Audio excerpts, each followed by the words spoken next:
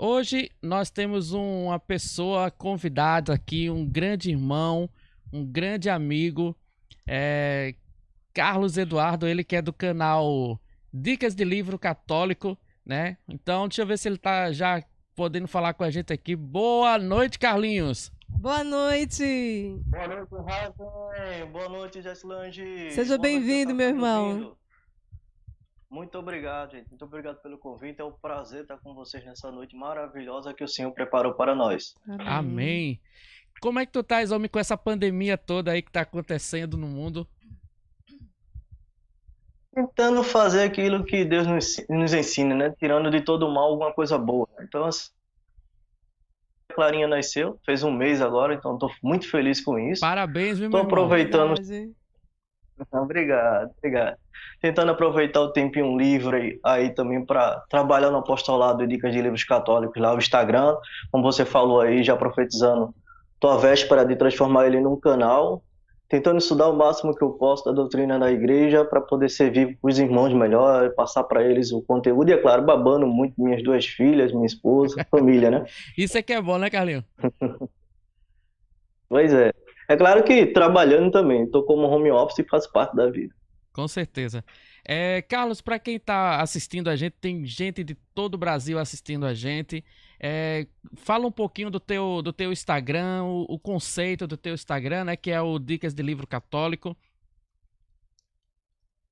Então, pessoal, o Instagram ele surgiu porque, como o Raza me conhece, a Jessilândia me conhecem, né?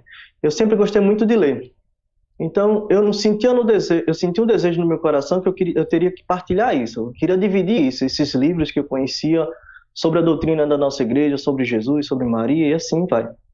Então, um certo dia eu fiz, por que não criar um Instagram? Só que antes disso eu procurei na internet e não achava nada parecido, porque eu tinha dificuldade de encontrar materiais. Então eu pensei, se eu tenho, outros podem querer e não tá achando. Então eu vou criar um Instagram para começar a dar dicas. E aí eu comecei no ano passado, fui devagarzinho, tô indo devagarzinho. Só que esse ano, né, nessa pandemia aí, tem um rezado e eu senti no coração o desejo de não ir mais tão devagarzinho, né, não tão. E aí eu comecei agora a dar uns passos, comecei as lives dia de quarta-feira, as dicas já estão rolando aí, a gente já vai em torno de 100 dicas, né? O pessoal aí tem umas parcerias boas com livraria. Quem gosta dos livros da Cleófas tem cupom de desconto lá. Olha que Então, legal. assim, as coisas estão acontecendo, graças a Deus. Aos pouquinhos aí, essa semana eu firmei parceria com outra editora, que é surpresa, ainda ninguém lá sabe, né? Estou só esperando o livro que eles ficaram de mandar para fazer a divulgação. Então, em breve, o pessoal que está seguindo vai saber minha nova parceria. E tem uns planos novos aí que tá chegando, os e-books, eu estou trabalhando neles aí, então fiquem ligados, né? Sigam a conta no Instagram, Dicas de Livros Católicos, não precisa colocar o acento. E agradecendo, né, a força do Rasen, quando eu comecei me deu muitos conselhos, inclusive a arte que está lá foi obra dele, viu, gente? Foi ele que deu essa força. Carlos, eu conheço já você há bastante tempo, como você acabou frisando aí pra gente falando.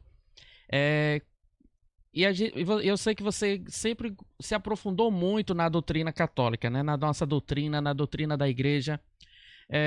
Esse mês nós estamos fazendo aqui no nosso canal 30 dias com Maria, né?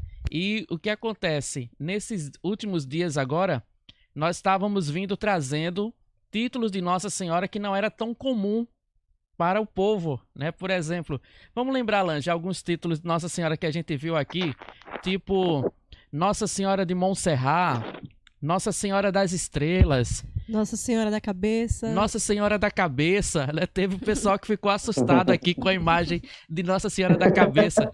Ontem nós vimos Nossa Senhora das Três Mãos, Isso. né? A Xeropita, né? Nossa Senhora Chiropita. Então o pessoal tava gostando muito aqui, né, desse contexto. E aí, como eu convidei você, né, a gente conversou a semana passada, essa semana eu queria fazer uma coisa um pouco diferente e trazer para os nossos irmãos aqui que estão sempre rezando conosco uma formação, né, sobre nossa mãe, porque é um dos pontos que os Uhum. nossos irmãos infelizmente atacam logo, né, que é a nossa Mãe Santíssima. E filho que escuta falar mal da mãe já sabe como é as coisas, né? Já pega A logo. Verdade. A proposta é muito boa, né? Já que vocês estão trabalhando com esses títulos de Nossa Senhora Desconhecido, eu já queria dar a primeira dica. Eu fiz um post essa semana sobre um livro chamado 101 títulos de Nossa Senhora na Devoção Popular, Ah, do Padre Roque Vicente. Então, quem gostou aí dessas dicas que você falou e quiser conhecer um livro para pegar mais dicas ainda, vai lá no Instagram, dá uma procurada. É recente, eu acho que deve ser há 5, 6 posts atrás, porque todo dia eu estou postando alguma coisa. Então, legal. tá perto. Então, quem quiser conhecer mais, algum livro de referência, é um livro simples, um livro introdutório ao tema, vale a pena conhecer. E em relação a Nossa Senhora, vale muito a pena se aprofundar, entender, conhecer os dogmas marianos. E existe eu percebo que as pessoas elas olham para Nossa Senhora de modo equivocado. Todos os dogmas de Nossa Senhora, na verdade, estão honrando primeiro a Deus, Exato. primeiro Jesus Cristo e Exato. depois a Nossa Senhora. Então as pessoas ficam parecendo que vocês estão idolatrando, vocês estão elevando de demais de Nossa Senhora. Olha, eu não estou fazendo nada não. Quem fez esse primeiro foi Deus. Foi ele que escolheu, foi ele que cuidou, foi ele que transformou, fez, criou e cuidou e reservou desde toda a eternidade uma criatura para ser a mãe do Filho de Deus e para ser a mãe de Deus, né? Então, primeiramente foi Deus que fez isso. Então, quando eu acredito nos dogmas, primeiramente eu estou acreditando no Deus que tudo pode, a onipotência de Deus. Depois que eu olho para Nossa Senhora, é uma consequência. Não é o contrário. Primeiro eu vou lá para Nossa Senhora para depois ir para Deus. A não ser no sentido do conhecimento, né? Às vezes é mais fácil a gente, como criatura, olhar para outra, como Nossa Senhora, né? E ela, pelo seu exemplo, pelas suas virtudes, nos levar para Deus. Nesse sentido, ok. Eu olho primeiro para a Virgem Maria para depois olhar para Deus.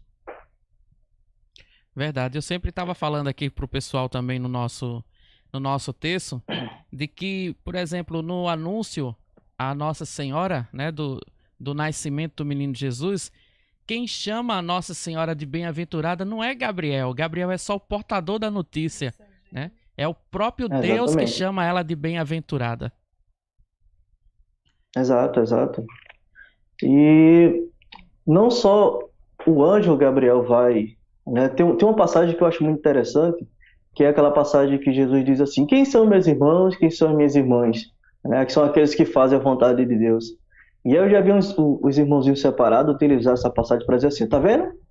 Até Jesus estava tratando mal Maria. Aí eu estava lendo no ano passado um livro que traz uma explicação muito brilhante. E ele vai dizer o seguinte para poder interpretar essa ideia. Ele diz assim: foram eles primeiro, né, os fariseus, os que estavam lá fazendo a discussão, que queriam diminuir Nossa Senhora e Jesus, porque quando eles falam, ó, tá aí a tua mãe, né, tá aí teus irmãos, a gente vai depois entender o que é que ele quer dizer com teus irmãos, ele está diminuindo Jesus Cristo, está reduzindo a missão de Jesus Cristo, dizendo assim: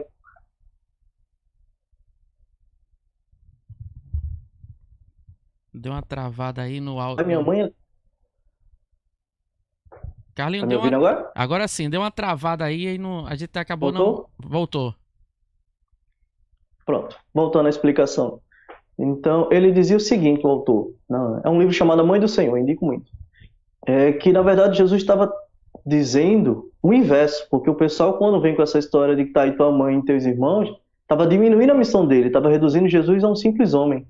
E aí, quando ele coloca a ideia de quem é meu irmão e quem é minha irmã e minha mãe, é aquele que faz a vontade de Deus, ele eleva-se a si para dizer, olha, eu que sou o Senhor, eu que digo as regras, né? E Verdade. ao mesmo tempo ele eleva a dignidade da Virgem Maria, porque quem mais obedeceu?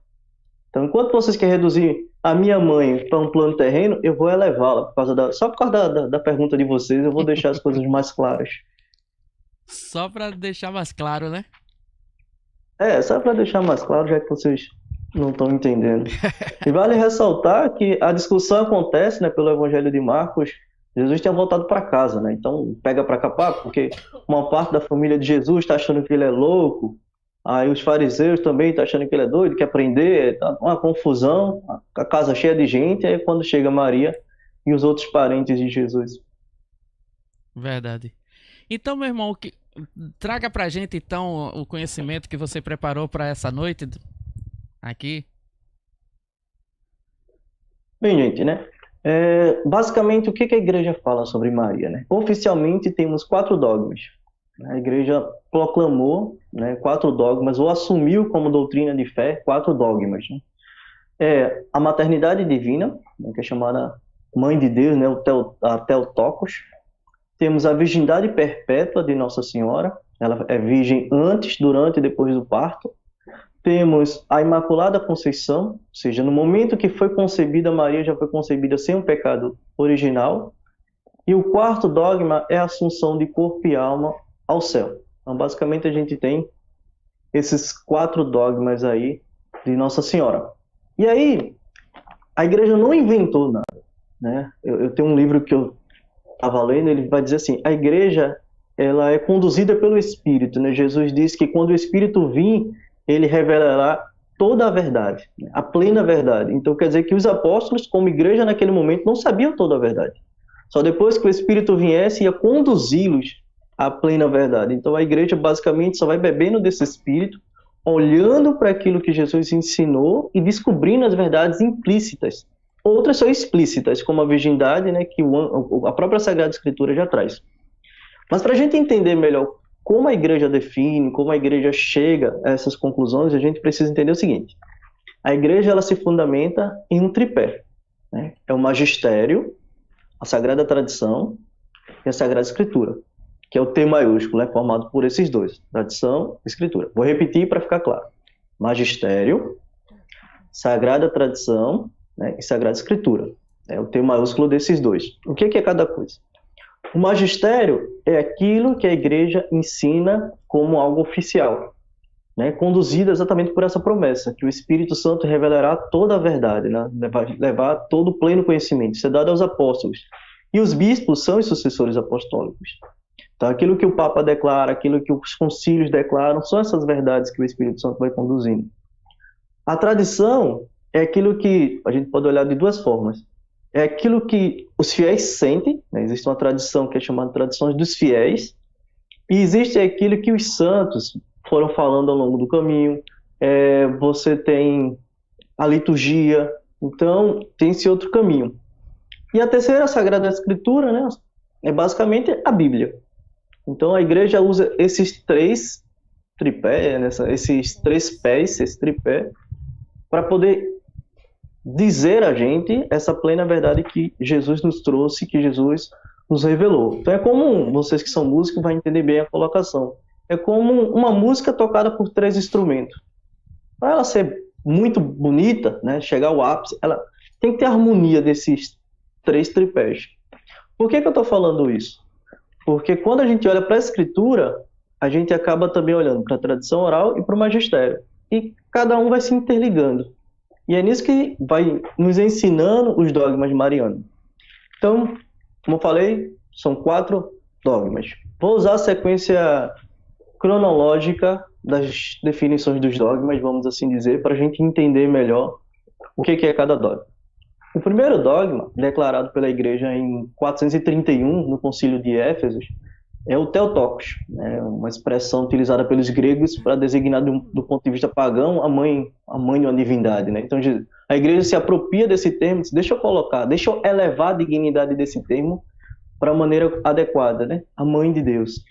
E para a gente entender isso, aí tem um fundamento bíblico, né? Quando o anjo vem, ele diz que colocarás o nome de Emanuel. A palavra Emanuel é Deus conosco. Nisso aí a gente já matava toda a explicação, né? Se Jesus é Deus conosco, Maria é mãe de Jesus, então Maria é mãe de Deus. Para mim já encerrava, a gente já passava. Diga aí. Então pode-se considerar então que a palavra Theotokos seja um secretismo religioso? Sim, de certo modo sim. Que até naquela época sim. Que assim, trazendo para aquela época, né, a gente até pode ver que Paulo também usa isso em Atenas, né, com o templo do Deus desconhecido, né? Isso, exatamente. Não deixa de ser um secretismo. É porque assim, o que a igreja fez ao longo do tempo? Pegou muitas ideias pagãs e cristianizou a coisa. Por exemplo, o Natal. O Natal a gente comemora dia 25 de dezembro, mas inicialmente era a festa do Deus Sol. Então não necessariamente Jesus nasceu no dia 25 de dezembro, mas a igreja se aproveitou em mostrar aqui quem é realmente o Sol, a luz do mundo, é Jesus Cristo. Então, no lugar da gente pegar esse dia 25 de dezembro e comemorar um Deus pagão, vamos comemorar o nosso Deus, a luz do mundo. Então, a igreja fez muito isso ao longo do tempo, né? Deu para entender, Rafa? Deu com certeza, professor. Então, assim, para a gente falar agora do ponto de vista do dogma, eu gostei da explicação do livro Amor do Senhor, que ele fala do ponto de vista biológico. Não sou nenhum entendido de biologia, mas como pai que acompanhou o parto de duas crianças, isso deixa muito claro. Como é que acontece uma gravidez? Rasen, que também é pai, e Gessilândia, que é mãe. Gessilândia, que é mãe, vai entender muito mais aí do que eu vou falar. Como é que acontece uma gestação? O homem entra com a sua semente, né, o esperma, a mulher entra com o óvulo, ao contato vai acontecendo a fecundação. Nesse momento, o homem entrou com a parte dele, que é a humanidade, e Deus entrega a alma a essa semente. Então, ali, vida. Só deixar acontecer que vai ter um ser, né? Ali já é um ser, né? Só deixar acontecer até chegar ao seu pleno desenvolvimento. Isso para qualquer pessoa. Isso todo mundo entende. Agora, vamos pensar em Jesus Cristo. Eu gostei muito dessa explicação. Vamos pensar em Jesus Cristo agora. Em Jesus Cristo, quando o anjo Gabriel, lá em Lucas 1, anuncia, é o Espírito que vem e cobre Nossa Senhora. Ele diz que a sombra do Altíssimo vem. Então, Maria entra com o óvulo e o Espírito Santo entra com um cerne divino. E ali há a gestação. Então, não é assim. Primeiro Maria ficou grávida, para depois vir e Deus habitou naquele corpo. Nem estava Deus para trazer um corpo. É simultaneamente a parte homem, né, a semente do óvulo, e ao mesmo tempo a semente divina. E ali gerou o ser que é Jesus Cristo, enquanto homem, mas também 100% Deus. É o que a igreja chama de união hipostática, né? Jesus, ele é 100% homem e 100% Deus. Então pensem, se Jesus é 100% homem e 100% Deus, já nesse momento da concepção, quem é a mãe? Maria. Então, a igreja, quando proclamou em 431 esse dogma, ela estava mais preocupada porque havia uma heresia que dizia que Jesus como se quisesse separar a divindade de Jesus Cristo. E aí a igreja vai dizer, não, desde a concepção, Jesus foi 100% homem e 100% Deus. Então, do ponto de vista da carne, né, a igreja ressalta isso. Maria, ela é mãe de Deus. Não do ponto de vista divino, porque Deus sempre existiu, Maria é criatura. Mas do ponto de vista carnal, foi ela que gerou no seu ser, foi ela que amamentou, foi ela que cuidou. Eu acho curioso que domingo foi Dia das Mães, e uma pessoa fez assim, uma pessoa protestante fez assim, Feliz Dia da Mãe para você também, porque pai também é mãe, do jeito que você cuida da sua filha. Aí na hora eu fiquei pensando, como é que a pessoa tem a concepção de que pai também é mãe e tem tanta dificuldade de aceitar que Maria é mãe de Deus? Uns vão até dizer assim, mãe não é quem gera, é quem cria. Maria gerou e Maria criou. Como é que Maria não é a mãe? Então, só por esse lado biológico, só por essa passagem, eu quanto pessoa já me convenço de que Maria ela é a mãe do Verbo encarnado, a mãe de Deus, né? Não é só a mãe. Quando a gente fala mãe de Deus, é porque o Pai, o Filho e o Espírito é um único Deus. São três pessoas, mas é um único Deus. O que me encanta nesse dogma,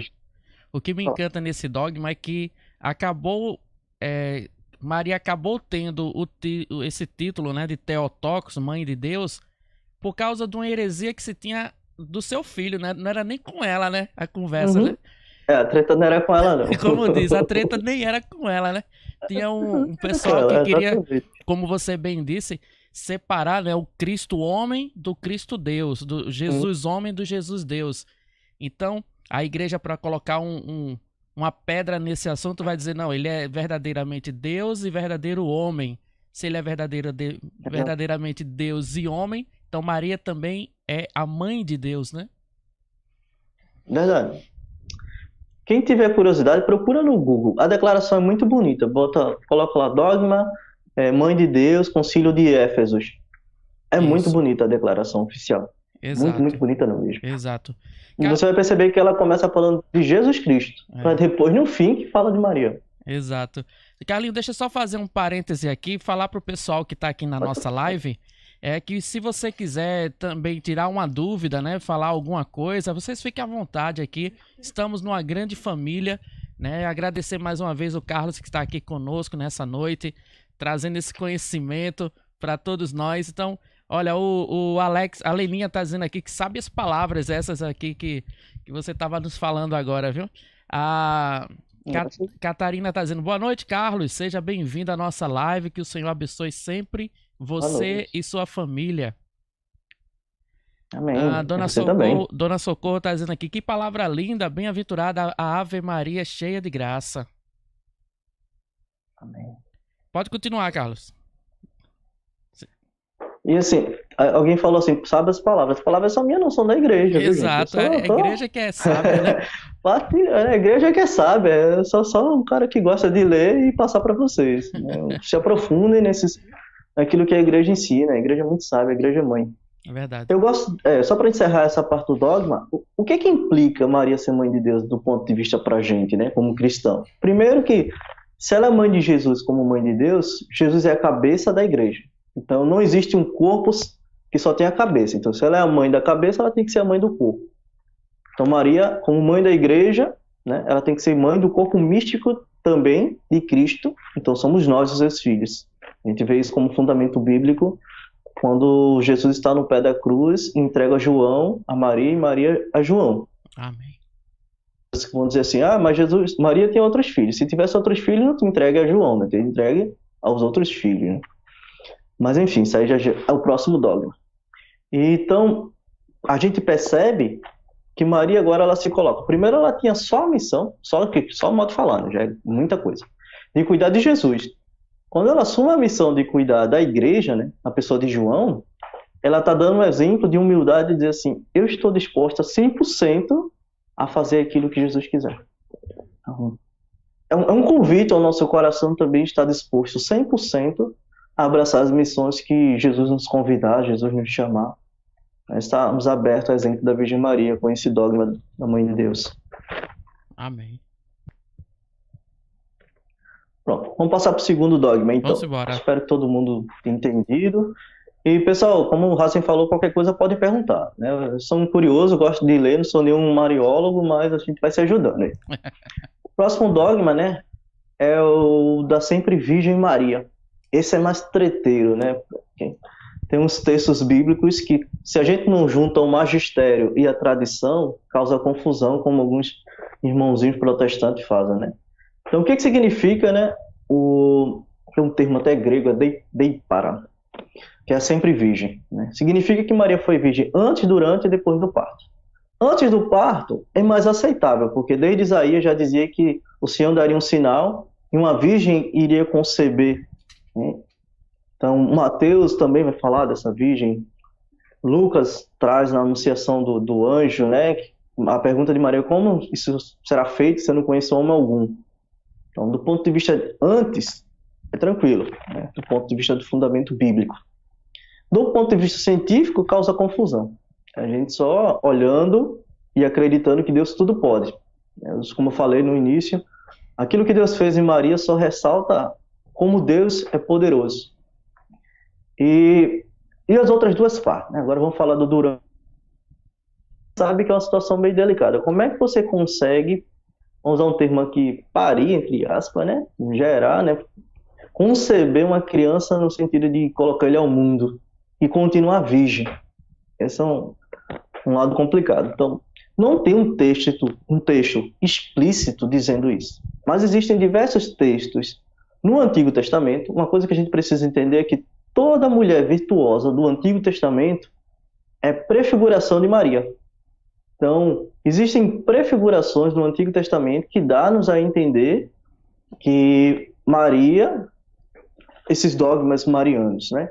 E aí, se a gente olhar para o Antigo Testamento, a gente vai saber que Eva, quando pecou, uma das consequências é que ela teria as dores de parto, né? Maria, ela não pecou. Então, isso vai estar ligado ao próximo dogma, que é a Imaculada Conceição. Ela foi conservada do pecado. Então, por não haver pecado, já nos implica que o parto virginal de Maria foi sem dores. E aí, eu gosto de um trocadilho da Idade Média que diz assim: se o sol passa pelo vidro sem quebrá-lo, o sol que é Jesus Cristo consegue passar por qualquer parte sem rompê-lo. Então, como é que a gente pode entender esse parto milagroso? É tentar entender que tem certos elementos que eles não rompem do ponto de vista de matéria, um outro quando ultrapassa. Então, o parto milagroso foi sem dores, né? E sem romper a parte vamos assim dizer, do ímã, do ponto de vista biológico. E o depois? A igreja entende que quando Nossa Senhora assume o filho dela, né? Ela está disposta a tudo por Deus, a se colocar diante de Deus. Tanto que ela não vai conversar primeiro com José para dizer assim: ó, José, o anjo veio e disse que ia ficar grávida, o que tu acha da ideia? Não, ela assume primeiro, né? E depois ela vai dizer a José. E aí José poderia ter dito, e disse, né? Eu posso te repudiar, e poderia repudiar em público, que a sentença de um repúdio em público era apedrejamento. Então, quando Maria aceita, ela não sabe como vai ser as coisas. Poderia ter aceitado, dias depois morrer apedrejadas. Mas ela sabia que se Deus faz o impossível de gerar nela um filho, o restante Deus vai cuidar, Deus vai providenciar. Então, essa virgindade de Maria, ela vai dando continuidade pelo sim que Maria dá desde o início, de dizer assim: eu sou a esposa de Deus, eu sou a esposa do Espírito. Então, mesmo com José, Maria se conserva integralmente, é o que a igreja vai chamar de virgindade também, do ponto de vista espiritual. Maria conserva no seu coração a pureza de ser toda de Deus e conserva no seu conhecimento a graça de não se deixar levar ou não ser conduzida às más inclinações ou às inclinações naturais que a gente tem, né, quanto no ponto de vista sexual da coisa. Não que ela fosse atípica, Maria foi uma criatura normal, mas ela não se deixou conduzir por esse lado para homem algum. Aí os filhos que aparecem nos textos lá, a igreja tem duas explicações, né? O primeiro, por causa dos apócrifos da época, dizia que os filhos, na verdade, eram de José, de um casamento anterior a Maria. Não se consegue provar nada que é o que não é, mas pelos fundamentos históricos desse apócrifo sinaliza isso. Mas uma outra coisa é que os filhos mencionados, se a gente pegar e ler com mais atenção, a gente vai ver que muitos desses filhos, ou praticamente todos esses filhos, na verdade eram mães de outras Marias. Como não tinha um termo próprio para irmão, né? Irmão na Bíblia é um termo que se chama designado também para primo, como a gente vê lá em Gênesis. Então é difícil você dizer assim: era o irmão, meu irmão. Na verdade era um parente próximo. Eu falei da passagem de Marcos, me chamou muita atenção aquela passagem que ele diz assim: primeiro chegou os parentes, depois chegou Maria e os irmãos. E os parentes não fazem parte dos irmãos? É um texto um pouco difícil de compreender, até porque tem que olhar o original. A gente pegar a tradução do português às vezes peca. Então é nesse caminho aí que tem esse lado da virgindade. E o que isso implica para a gente como cristão? É o lado da purificação dos sentidos, a purificação do desejo de direcionar a nossa castidade para Deus, né? De buscar no nosso coração e na nossa mente ser o mais casto possível, a exemplo da Virgem Maria, a sempre Virgem Maria. E aí, esse é o único dogma dos 4 que não tem, assim, uma proclamação oficial. O que acontece? Os concílios que vieram depois de Éfeso acabam já admitindo isso como verdade. Então, já falam de Nossa Senhora como a Virgem Maria. É como se fosse, a gente já sabe, vamos dar seguimento, o termo já aparece com naturalidade. Então, sobre esse dogma aí, se vocês quiserem perguntar alguma coisa, pode ficar à vontade. Basicamente é isso. Para a gente ter também uma certeza dessa questão dos filhos de Maria, como está envolvido dentro desse dogma da virgindade perpétua de Nossa Senhora, é tanto que se você for olhar em Lucas capítulo 1, quando o anjo anuncia a Maria que ela será mãe do Senhor e que sua parenta está esperando também um filho, que seria Isabel, algumas traduções modernas traduzem como prima, né? Mas se eu não me engano, nos textos mais antigos, os textos que são mais embasados dentro do original, vai se tratar de parenta. Isso.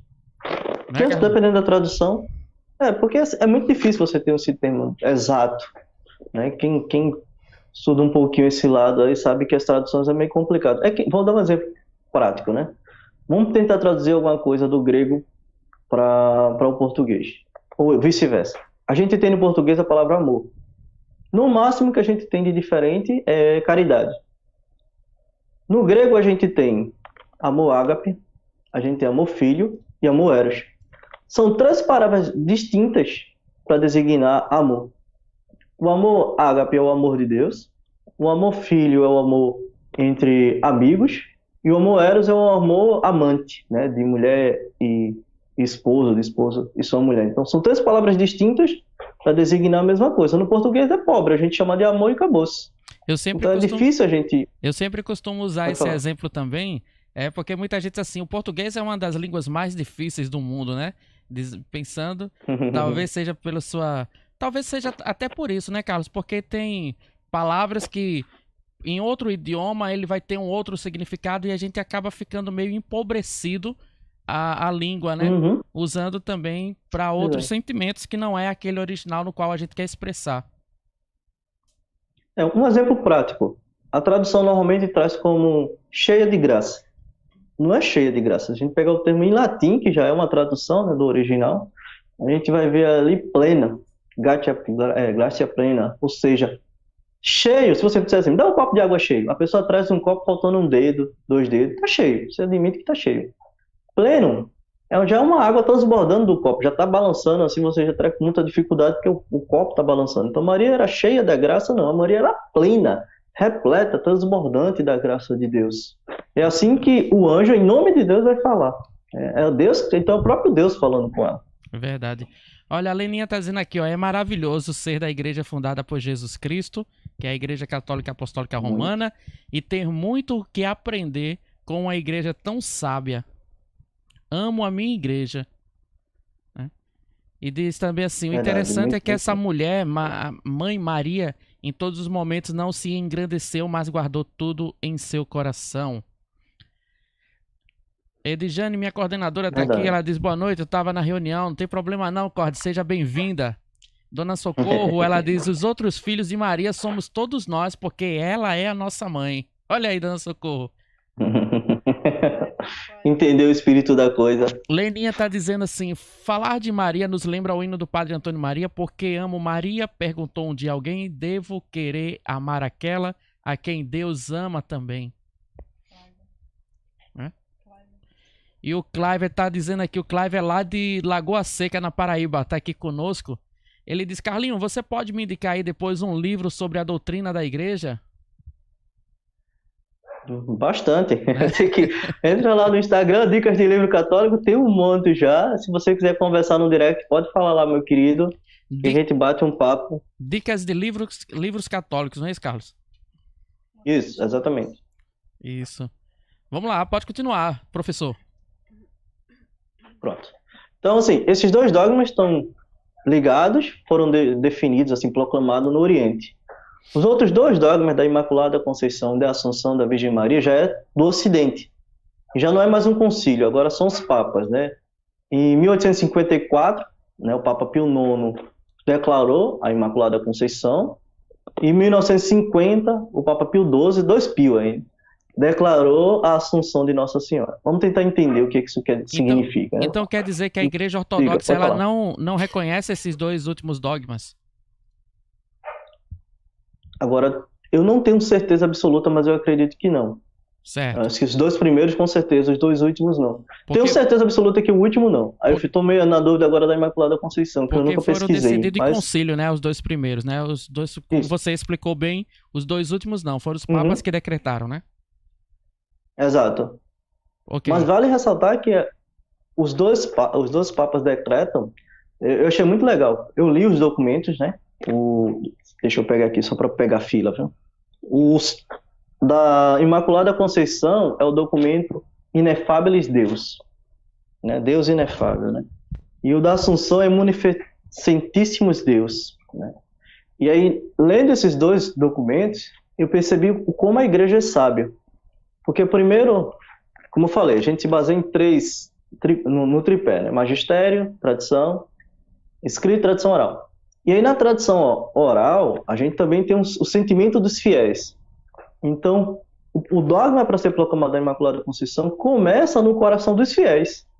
São os fiéis que começam a enviar muitas cartas, são os fiéis que começam a pedir, os padres também, os bispos. Então começa a ter todo um movimento para dizer assim, vamos Vaticano, dizendo em línguas de hoje, né? Vamos Vaticano, né? Não necessariamente for o Vaticano. O local lá do Papa. Vamos tocar para frente aí. Então, quando o Papa acolhe, primeiro ele faz uma consulta, digamos assim, uma consulta popular. Ele envia para todos os bispos do mundo inteiro, os principais, né, do mundo inteiro. Existe um fundamento bíblico, existe um fundamento do magistério, dos que os papas falaram anteriormente. Existem coisas que alimentem, sinalizem esses dogmas. Então, existem alguns anos de estudos, esses congressos que vão acontecendo marianos, para depois de muito estudo, assim, e aí sim, agora vamos proclamar o dogma. E eles estão intimamente ligados, porque o da Assunção foi em 1950. Se a gente parar para pensar, são 70 anos só. Verdade. 70 anos é pouco tempo, né? É verdade. O outro que é 1854, aí já faz um pouquinho mais, mas é em torno de 200 anos aí. Então são dogmas próximos. Mas vamos explicar um pouquinho. O que é a Imaculada Conceição? O dogma da Imaculada Conceição significa que Maria ela foi preservada do pecado original. Ela é a nova Eva, né? O documento vai trazer isso. E aí o documento do Papa Pio IX, ele explica de um jeito que eu acho muito bonito. Ele diz que quis Deus, através de um homem, redimir o mundo, por que não também elevar a mulher, a Virgem Maria, né? Então, Maria, ela é a nova Eva, nesse sentido. Então, temos aí um dual, né? Do sexo masculino e feminino sendo elevado à dignidade daquilo que é viver sem a mancha do pecado original.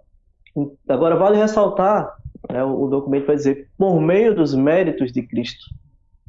Então, mais uma vez, é por meio de Jesus Cristo que Maria alcança essa graça de ser concebida sem um pecado original, sem essa inclinação ao pecado, né, a concupiscência que João vai falar, da concupiscência da carne, dos olhos, a soberba da vida. Então, Maria já nasce diferenciada, né? E que também, existem Carlos, textos... Pode falar. Que também, Pode falar. eu já vi alguns irmãos até se confundindo, irmãos nossos católicos se confundindo da Imaculada Conceição, né, por Maria ter sido concebida sem o pecado original, de também associar como se ela também tivesse sido gerada da mesma forma que o Cristo, né, que Jesus, pelo Espírito Santo. Não tem nada a ver uma coisa com a outra, né? Não. Ela foi gerada normal, como eu e você, do ponto de vista de concepção. Agora, do ponto de vista da graça, ela foi alcançada de modo diferente. Quer sinalizar isso, de que a graça de Deus pode acontecer? Que não apaga o pecado original dos seus pais, não é verdade? Isso, exatamente. Em relação a gente, não. Isso. Quer ver uma coisa da ação de Deus ainda no ventre, né? Maria, quando recebe o anúncio do anjo, ela vai visitar Isabel. Quando ela chega lá, a saudação dela já deixa Isabel e João, que ainda está no ventre, cheios do Espírito Santo. A igreja vai dizer que não tem nem o que falar. João, ainda no ventre, foi santificado.